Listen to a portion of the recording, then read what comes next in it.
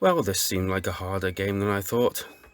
Who would have thought, actually, that building a railroad track could actually be so difficult? Strange, eh? My name's Kanan, and let's see if Unrailed gets derailed. So let's have a look at some mechanics, shall we? And bear in mind I've only played this in single player so far, due to a sheer lack of people that I can ask to play in multiplayer. This is a top-down Minecraft looking track building simulation, I think that's what you might call it.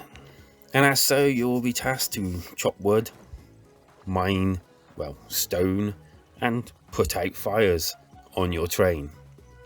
And to put out all these fires, you'll need to be using the bucket to throw over any trams that are on fire.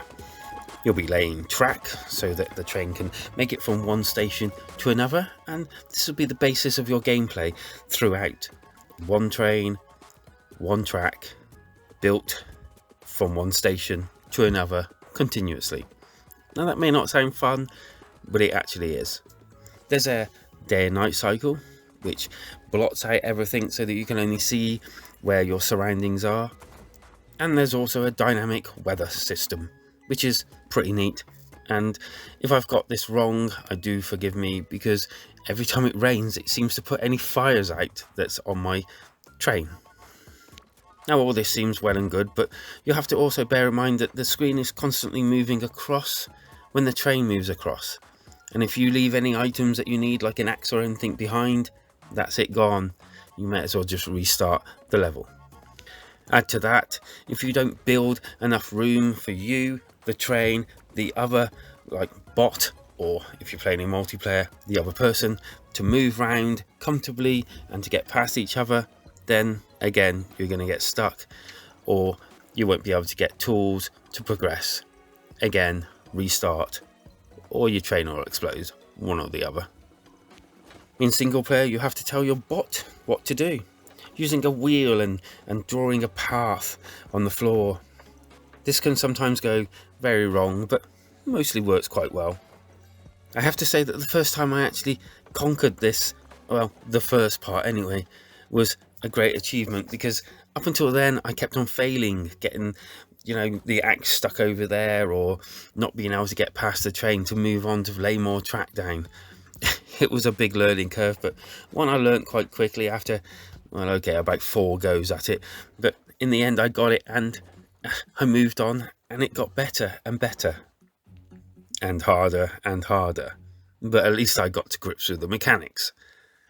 After you finish with a level or a train run to a station, you are then, able to spend these golden bolts, which you can spend on a new wagon that can hold more wood and the like, or a new engine to unlock the next biome, which is what you need to progress further and further into the game.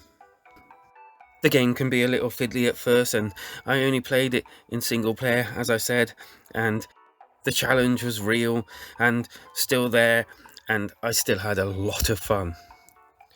There's endless mode, which is the mode that I mainly played it in, and versus, and a sandbox, which to me almost seemed like a training level where you get to use all the trams and everything that you've acquired during the endless mode. And of course there's a quick mode. It looks very nice, but very grown up, kind of like a grown up smaller version of Minecraft, and sounds very good, with everything chugging, chopping and smashing very well, and very much how you would expect it all to sound. The challenge goes along very nicely, and I can only imagine that it would be 10 times better if you had someone to play with, but alas, I was only alone and couldn't get someone to play with me. Sob, sob. It is something that I would never have thought of actually being put into a game, and therefore I tip my hat to the actual people that made it, mainly because, the dev team seems to have thought out of the box with this one, or in this case, the rail cart. A lot of puzzlers are slow and would let you think before having to do things, but this is a very slow but fast-paced game. You have to think well ahead of yourself, because if you put something here, you might not be able to get it when you actually need it, or the train might just block everything and, well, it'll be a restart for you. So, you know, it's very fun in those respects. You do end up having to think well ahead of yourself just to keep ahead of yourself. Otherwise, it's restart or, well, your train will blow up again. And I've seen that happen several times.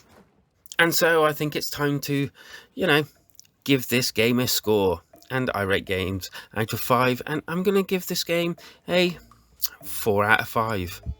Mainly because it really is a unique puzzler. It's something that I've never tried before or even seen before. It looks very nice. It sounds very nice. It makes you think very hard on progression, and I mean ahead of yourself. As I said before, you need to be thinking what's going to come next, what's going to happen if I put this here. I need to tell him to go over there and do that, otherwise this is going to happen. It's a great game. Are you going to get it, or do you already own it? Let me know down in them comments, because, well, that's what they're there for. And hit that like and subscribe button to become part of the family. And remember, it's always best to switch together.